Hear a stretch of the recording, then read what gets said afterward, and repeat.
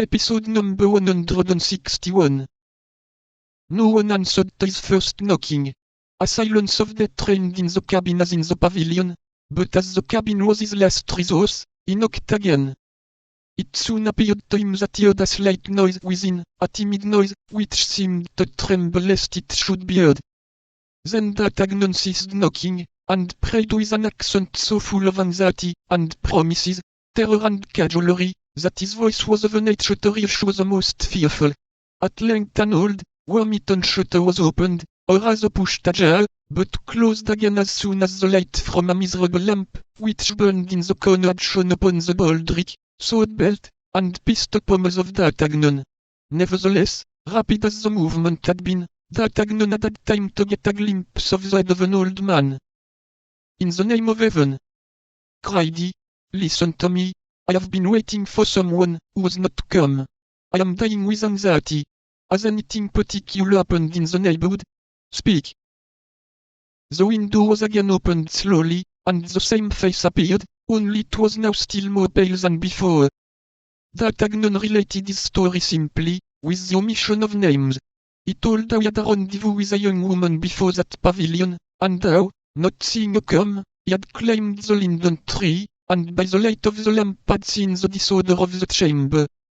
The old man listened attentively, making a sign only that it was all so, and then, when D'Artagnan had ended, he shook his head with an air that announced nothing good. "What do you mean?" cried D'Artagnan. "In the name of heaven, explain yourself." "Oh, monsieur," said the old man, "ask me nothing, for if I did tell you what I have seen, certainly no good would befall me." "You have, then, seen something?" replied D'Artagnan. "In that case, in the name of heaven," continued he, throwing him a pistol, "tell me what you have seen, and I will pledge you the word of a gentleman that not one of your words shall escape from my heart."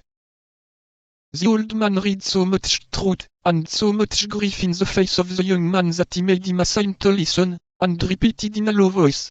"It was scarcely 9 o'clock when I heard a noise in the street, and was wondering what it could be, when on coming to my door, I found that somebody was endeavoring to open it. As I am very poor, and am not afraid of being robbed, I went, and opened the gate, and saw 3 men at a few paces from it. In the shadow was a carriage with 2 horses, and some saddle horses. These horses evidently belonged to the 3 men, who were dressed as cavaliers. 'Ah, my worthy gentlemen,' cried I, 'what do you want?' 'You must have a ladder,' said he, who appeared to be the leader of the party. 'Yes, monsieur, the one with which I gather my fruit.' 'Lend it to us, and go into your house again. There is a crown for the annoyance we have caused you. Only remember this, if you speak a word of what you may see, or what you may hear, for you will look, and you will listen, I am quite sure, however we may threaten you, you are lost.' At these words he threw me a crown, which I picked up, and he took the ladder. After shutting the gate behind them, I pretended to return to the house, but I immediately went out a back door, and stealing along in the shade of the hedge, I gained yonder clump of elder, from which I could hear and see everything.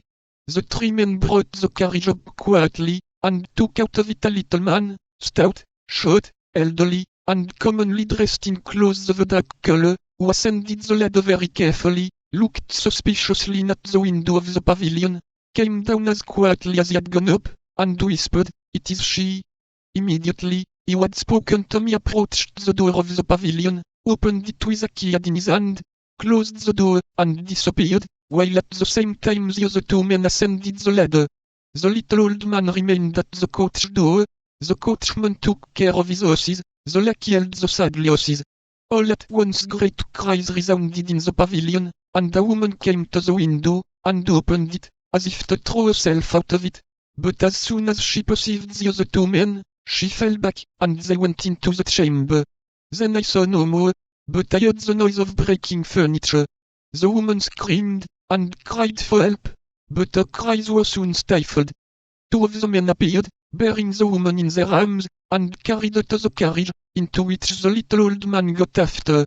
The leader closed the window, came out an instant after by the door, and satisfied himself that the woman was in the carriage. His 2 companions were already on horseback. He sprang into his saddle. The lackey took his place by the coachman. The carriage went off at a quick pace, escorted by the three horsemen, and all was over. From that moment I have neither seen nor heard anything.